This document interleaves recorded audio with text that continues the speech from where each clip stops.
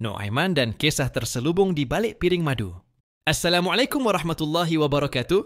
Sahabatku yang dirahmati Allah, hari ini izinkanlah aku berbagi sebuah kisah lama yang sangat indah. Lucu tetapi juga penuh hikmah.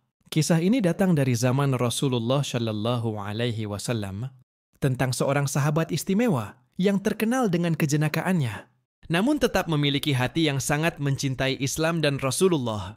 Dialah Nu'aiman bin Amr radhiyallahu anhu, sahabat yang kelucuan dan keusilannya tidak pernah menghilangkan rasa hormat dan kecintaannya kepada Rasulullah.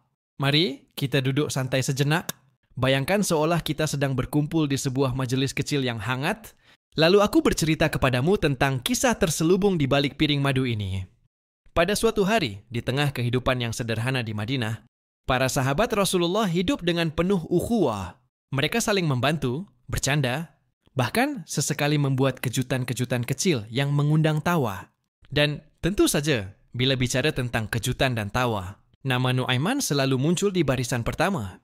Nu'aiman memang terkenal suka membuat lelucon, tetapi semua kejenakaannya selalu tetap dalam batas yang santun. Ia memahami betul kapan harus bercanda dan kapan harus serius.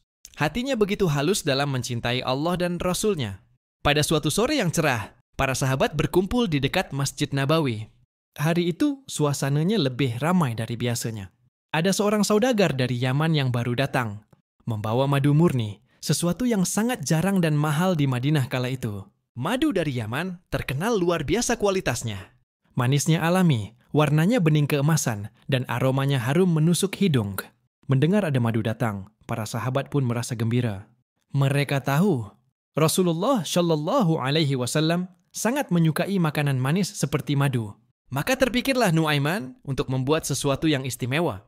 Dalam benaknya, ia berkata, "Bukankah akan menyenangkan kalau kita menghadiahkan piring madu terbaik ini kepada Rasulullah? Tapi alangkah lucunya kalau caranya tidak biasa." Diam-diam, Nu'aiman mendekati saudagar itu.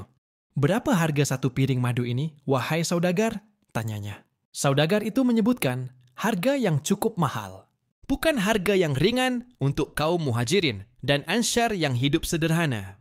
Namun Nu'aiman hanya tersenyum nakal, lalu berkata, "Baiklah, ikutlah denganku membawa piring madu itu ke rumah Rasulullah. Aku akan membayarnya nanti." Saudagar itu mengangguk. Mereka berjalan bersama ke arah rumah Rasulullah. Sesampainya di sana, Nu'aiman mengetuk pintu. Rasulullah Shallallahu Alaihi Wasallam keluar dengan senyuman yang lembut. Melihat wajah Rasulullah, Nu'aiman hampir tak tahan untuk tidak tertawa. Tetapi ia menahan diri dan dengan khidmat berkata, "Ya Rasulullah, ini ada hadiah dari kami. Piring madu dari Yaman untukmu." Rasulullah tersenyum bahagia, mengucapkan syukur, lalu menerima piring madu itu. Beliau langsung mengundang para sahabat di sekitarnya untuk turut menikmati bersama beliau. Sementara itu, saudagar yang membawa piring madu tadi masih berdiri di depan rumah, menunggu bayaran yang dijanjikan. Beberapa saat kemudian, Nu'aiman keluar. Saudagar itu berkata, "Wahai Nu'aiman, bayaran untuk madu ini?" Nu'aiman mengangkat alisnya sambil tersenyum penuh percaya diri. "Pergilah ke Rasulullah dan mintalah bayaran itu darinya." Saudagar itu bingung, tetapi menurut. Ia mengetuk pintu dan berkata kepada Rasulullah, "Wahai Muhammad, aku membawa madu ini karena Nu'aiman menjanjikan akan membayar. Sekarang aku datang untuk mengambil bayaran." Rasulullah Shallallahu Alaihi Wasallam tersenyum memahami keusilan Nu'aiman.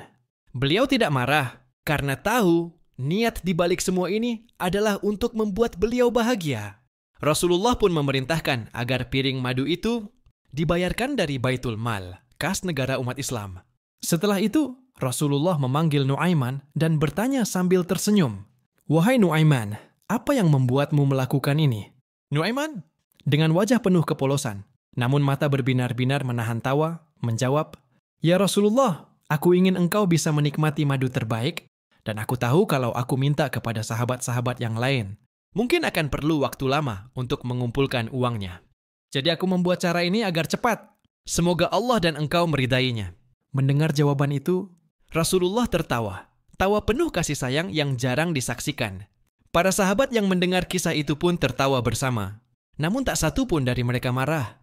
Semua memahami bahwa di balik kejenakaan Nu'aiman, dan ada hati yang tulus ingin membahagiakan Rasulullah. Sejak itu, Kisah Nuaiman dan piring madu ini pun menjadi buah bibir di antara para sahabat.